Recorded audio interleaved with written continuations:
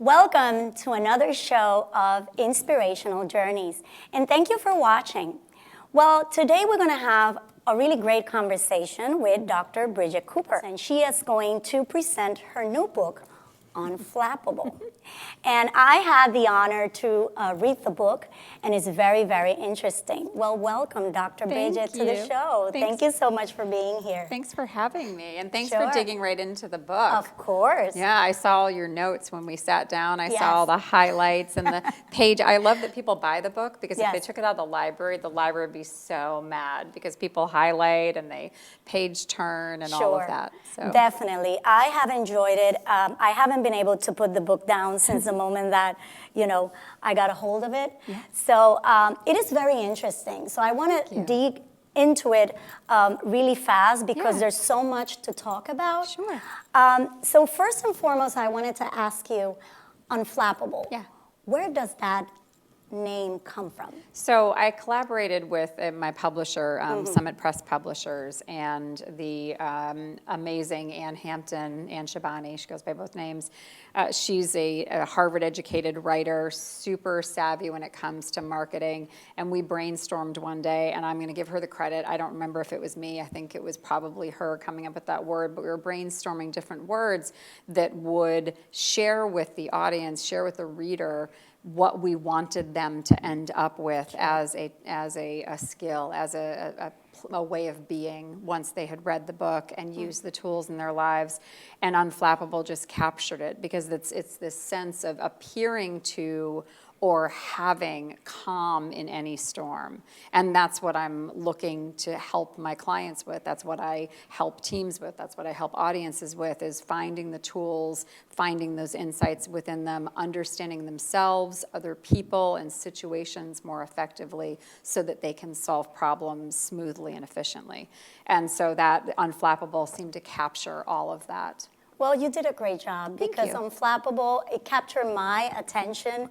And definitely, as I was reading the book, there's so much good information. And the interesting part is that you start with sharing this knowledge for leadership. Yes. And trying to guide leadership into making best of themselves and help their colleagues and their team members to have a better, understanding, communication when they work. Correct. So they're more productive, and everything is more, as you said, it rolls very smooth. Yeah. However, I found that at the bottom of everything is that self-reflection, self-development, that you have to work with yourself in order to bring the best of you in a work environment. Absolutely. So can you tell us more about that? Yeah. So I think a lot of people, many, many moons ago, thought about themselves as two separate individuals. They were the people they were at work, they were the people they were at home.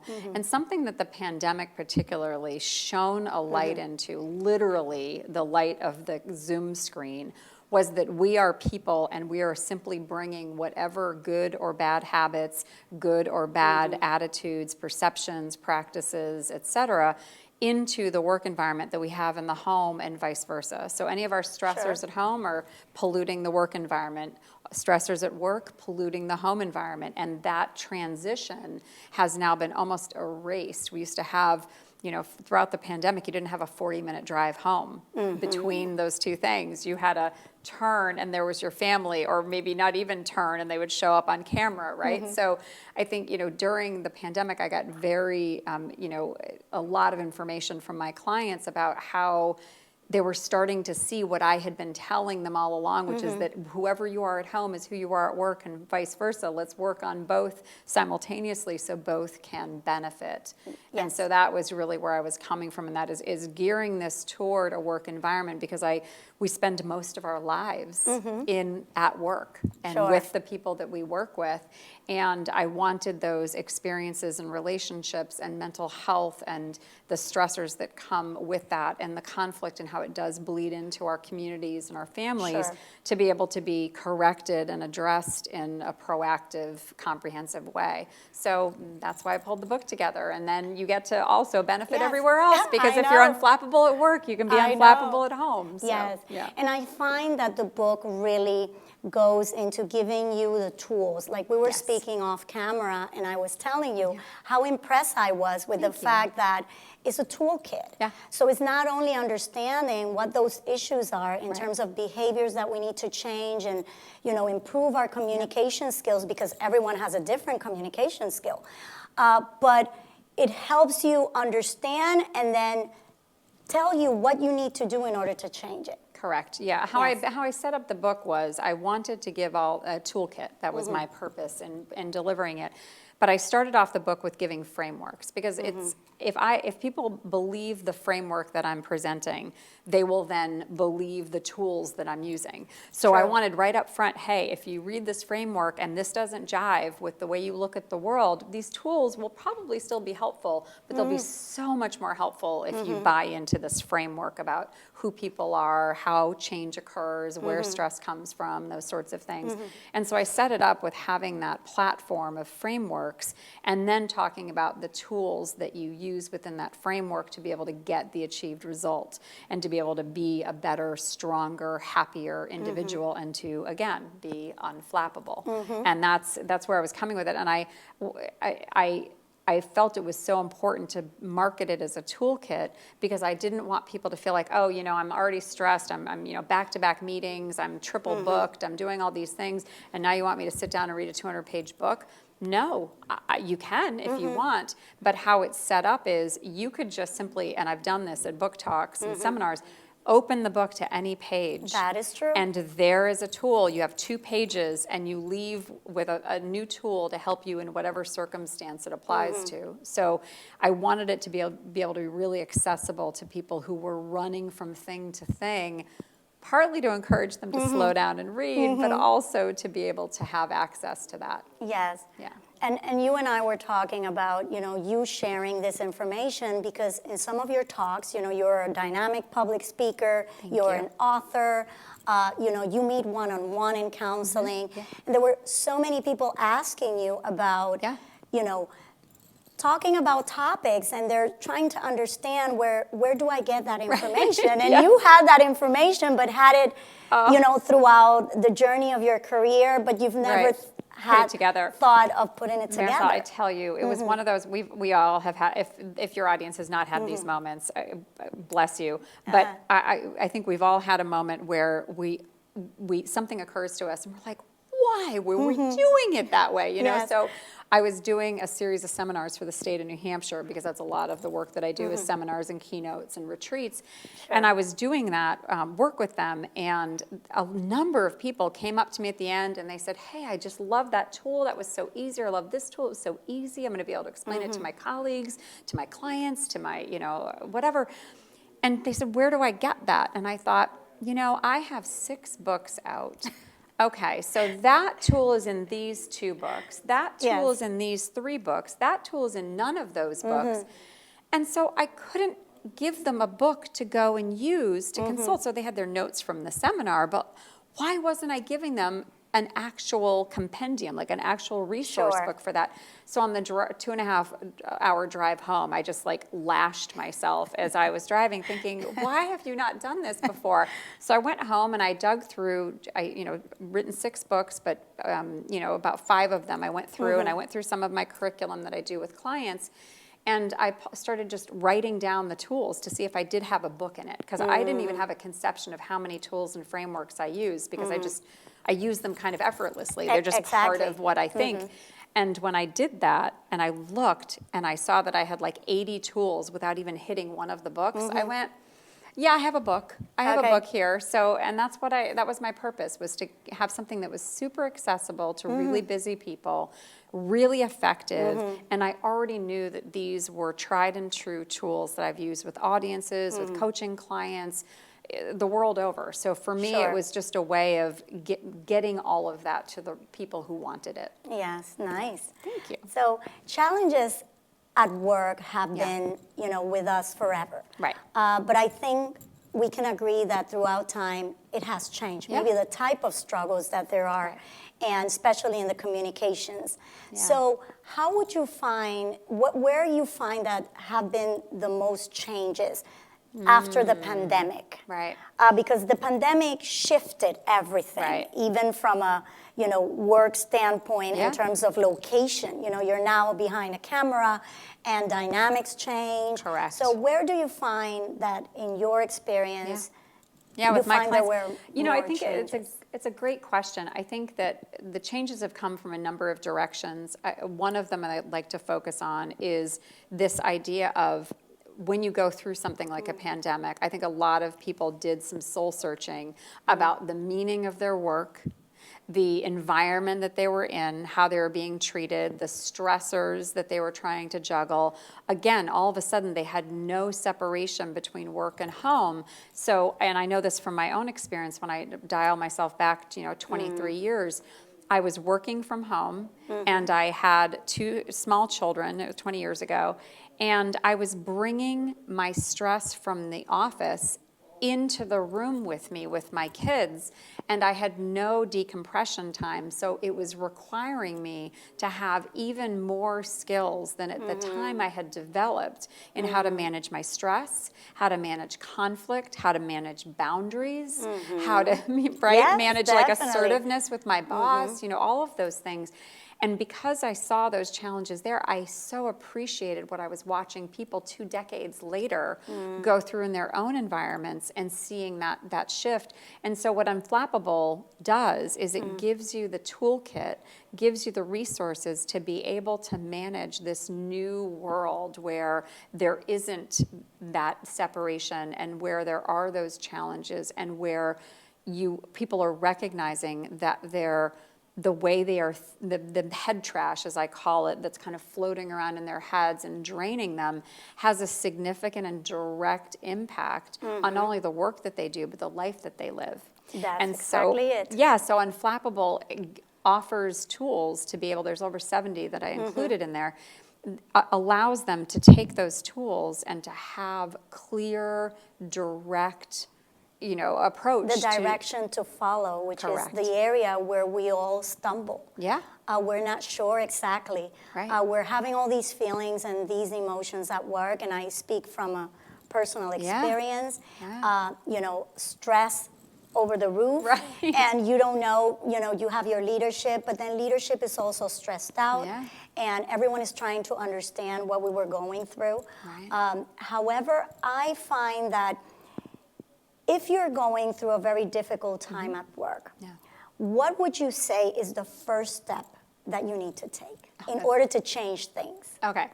I think the first thing, it's the basis of all of my work. So it's the mantra. My students, my clients are like, oh, here she goes again with that mantra.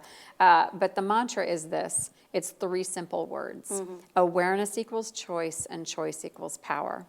The formation of this book and all of the work that I do is based in the idea that the more that we increase our awareness, the more we become aware of the attitudes that we have, the quick thinking that we go, jumping to conclusions, the way we frame feelings that ourselves, we're going everything. through. Right. All of the awareness that we have around our own experiences, how we perceive ourselves, others, situations, problems, opportunities, etc. All of the level of awareness that we have of that expands our number of choices and how to address it. So if we can only see it one way, we can't entertain other possibilities, we can't see an alternate view of something, we can't experience it from multiple viewpoints simultaneously, we don't have as many choices, we won't see as many opportunities on how we can solve that problem. And when we have a copious amount of choices, we then have power. And whenever I speak of power, to be clear, never talking about power over, always talking about power from within, always talking about what we feel on the inside for how we are in charge of what is happening with us. The second piece, I know you only asked me for one, but they go right together, is this idea that we often think if only we can do something well enough, we can change the situation around us.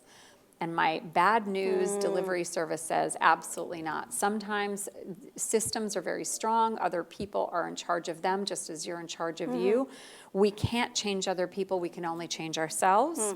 So having what I call control buckets, which is recognizing the 3 buckets that everything goes in. First bucket is what you can control, which is how you think, how you feel, and how you behave. You can dig deeper into UnFlappable to find out more about that. Sure. And then the second bucket is what can you influence, which you can influence other people, but only effectively, to a certain extent, and only effectively when you're already in charge of yourself. And then the third bucket is the things that you cannot control and you cannot influence, or so granularly that they aren't worth as much of your energy. And a lot of times what I find when I find people are super stressed at work, I'm watching them focus on bucket number 2 or bucket number 3. Sure. And the definition, and again, this is also in there, stress, the definition of stress is seeking to control that which you cannot control. That is so true. And so if you look at the control buckets and you look at that framework, you recognize that if you're not focused on how you think, feel, and behave, and you're feeling stressed, that means you must be looking at something outside of that bucket. And getting yourself to focus back on that bucket, it doesn't necessarily change the environment around you, but it certainly will change your perception of it and all the contributions that you're making, whether positive or negative toward it. Sure, Yeah. definitely. Everything that you're saying just goes so right with stories that I've heard, you know, my own experience, but also stories of others. And I find that that influential area takes you to sometimes realizing that whatever you can influence, it might be the outcome, might not be what you want. Right. And that might have to, you will have to go into yourself and determine what your choices are that, you know, only you can control. Correct. And a lot of people get very caught up in this, you know, I can't believe this is happening. I can't believe this is happening. And listen, I'll stomp my feet right along with you, right? I will. Some things are very unfair. Some things are very unfortunate. Is there something you can do to affect that? And if the answer is yes, then go do it. If the answer is no, move forward doing something you can do that might be able to affect it. Because oftentimes we get stuck so much in there that we forget how to take care of ourselves. We're not filling our own tanks. We're not doing, you know, forms of self-care like exercise, diet, sleep, you know, just the basics. The essentials. Exactly. And then we're showing up in the work or we're showing up in our families or our friends, and we're depleted. And then we're wondering why things are going sideways. So I think there's a lot to be said for sometimes it really is simple. We need to take ourselves back to the basics. And those tools offer that basic construct. I agree that it is simple, but I do believe that one of the things that haunts most of us is fear. Is the fear of change, is the fear of the thing that is in front of you telling you, you need to go elsewhere. You need to move on. You need to leave behind. You need to look for other choices and things that feel uncertain. So if someone is feeling that way and in their own life they have dealt with fear in their own personal opportunities or their own personal circumstances, what would you say is the way to go? I love that. So I think, you know, one of the things that I try to meet an emotion where it is. So if you're feeling fear, that means that there's some thoughts that are behind that are promoting that fear.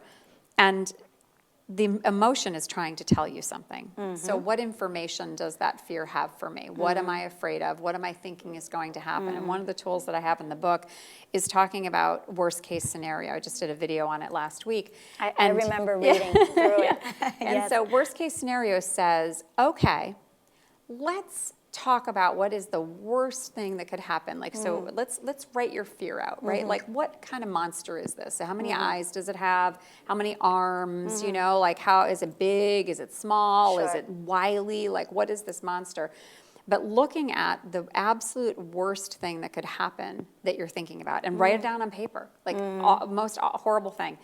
And then looking at, okay, so what would I do if I ended up there?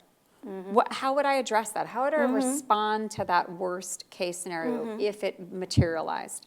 And third, what can I do between here and there to reduce the possibility that Of it's that actually happening. going to happen, right? So I give you a case in point. I had a client many years ago, and he said to me, Dr. B, I want to open up a second office, but I'm not sure how it's going to go. I think I might fail.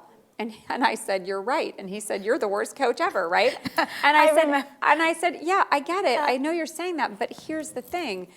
You might fail. So looking at the idea that you might fail, let's look at it. What's the worst thing that can happen? You go bankrupt? He's like, well, that's not going to happen. You're going to end up homeless? Do you want to sleep on a friend's couch? That's not going to happen. Okay, so let's actually talk about what the worst thing is. And then what would you do to address it? And what are you going to do to prevent it? And what that does is, and it's based in brain science, is it allows your mind to give you the details that you've been trying to like shove away and deny that you're having. Get that visualization right there on paper, look at it rationally, look at it objectively, like that would never happen. I could, or dial it back and say that could happen.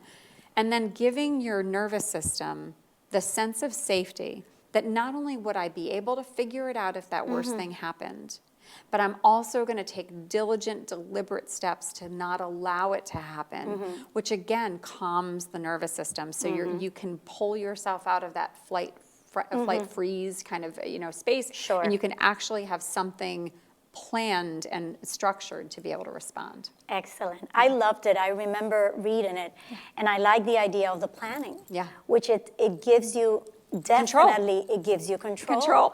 Control, and it gives you a proactive attitude towards things. And I think most of us, at times, we see things worse than what they really are. Right. Definitely, I don't know if it's a behavior that is across, all human beings. It's brains. But I find that we tend to go to, the worst before we go to the better situation. We wouldn't be here today if we hadn't done that, because we have it in our brains to default to a negative. No matter how positive we are as people, for survival purposes, we have to go to that negative first, because we have to be able to detect and plan for danger, to be able to address threats.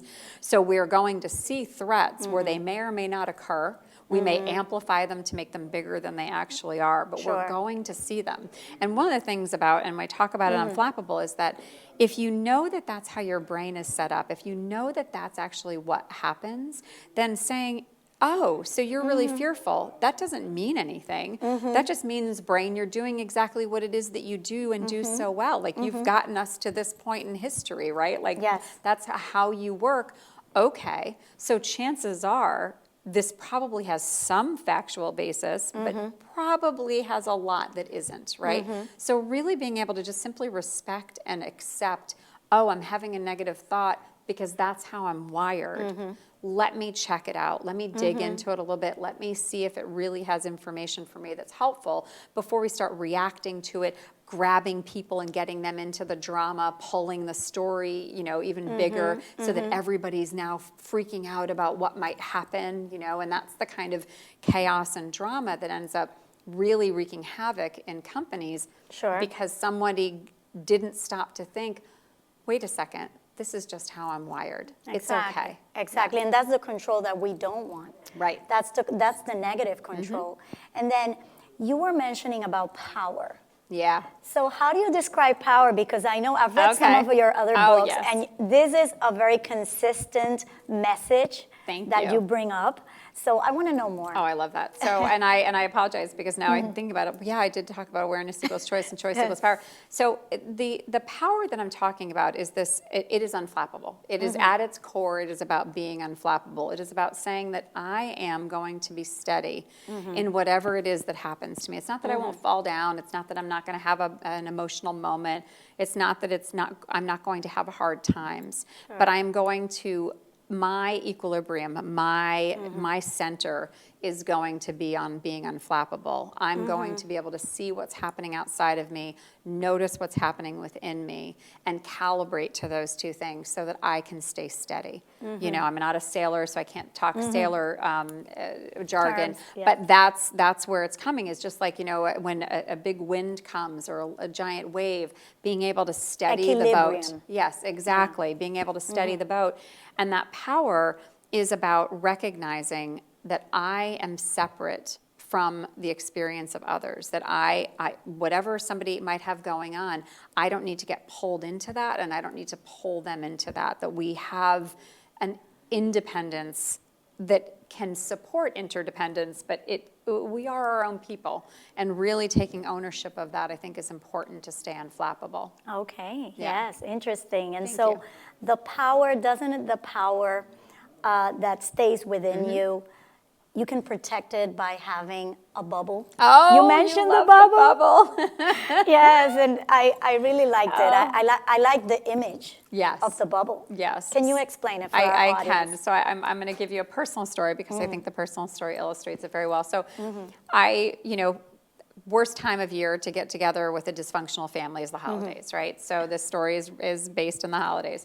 And I went home, and it was, my sister's 3 children, my 2 children, all under the age of like 10.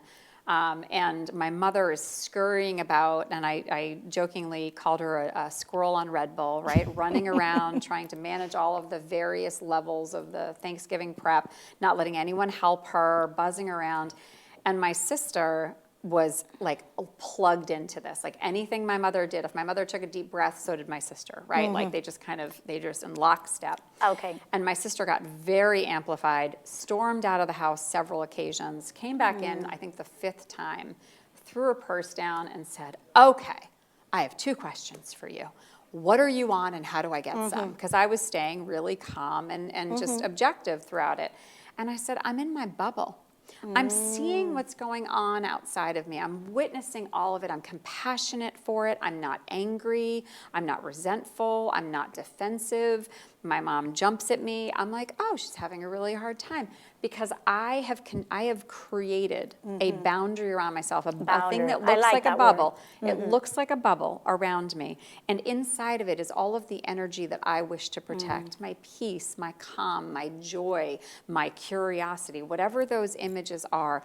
I might make it warm, I might make it cool, I might have it a breeze, it might be on a beach, whatever that is. Yes. But I meditate on it and I feel it. So when someone comes at me with energy that is not in synchrony. Yeah, exactly, synchronicity with what I have inside, it just falls right off the bubble. It's just kind of like it slides down the outside. I'm not letting it in. I'm not angry. I'm not trying to get back at you. I'm not trying to push you away. I'm just letting you know that your energy does not mix with mine. So you're going to stay there, and I'm going to witness, and I'm going to notice, but that's all that I'm going to do. And that simple tool helps so many people. I do meditations. When I do big group seminars, I'll have everybody close their eyes and imagine what's in their bubble, and imagine the person who annoys them the most be on the outside of the bubble, throwing the stuff that they say and do at them, and just watching it slide down, like turn the music like in the bubble up enough that they can't hear it, right? Like turn the volume down of their voice, all the things, because that imagery really helps you to anchor in that. How interesting how the images can help us Absolutely. move through certain emotions and reflect on ourselves. And I love the idea of the bubble. Yes. And so, I know we have so much to talk We do about. have so much. I don't want to let you go until we talk about the exercises. Oh, and the exercises that are in the book. Yeah. I want people to know that this is a very active reading, It because is. you read and then you also do your self reflection. You get the Correct. chance to, write down the things that Correct. allow you to kind of, make the changes that you need. Apply it. Yeah, so like if I can borrow the book. So if you look at this in UnFlappable, so here it is. Any page you could open up to, and you have 2 pages, and then there's some information that says, hey, go out and do this other thing. Hey, this is a suggestion for applying this information. But again, it's 2 or 3 pages, so it's really easy to just pick one up, and you can look in the back. If you've heard any of my seminars or seen any of my workshops, you can go back in the back, and there's an index, and you can pick the tool, go and look at it, and there's your tool. Nice, Yeah, nice, so good. lot of fun. Such a resource. Thank you. especially for nowadays. So Dr. B, thank you so Thank you. much Thank you, Marisol, for for coming having to me. Inspirational Journeys. I know it won't be the last time. Thank you. And I want to encourage our audience to really get the book UnFlappable. As I said, it's a very interesting read, and you have exercises. It will definitely help you in your personal and professional journey. So thank you very much for watching, and hope to see you soon, Thank Dr. you. B. Take Appreciate care. it. Standing in the doorway, waiting for me to say goodbye. I'm out of words and hope, and you can read my eyes. It's been a long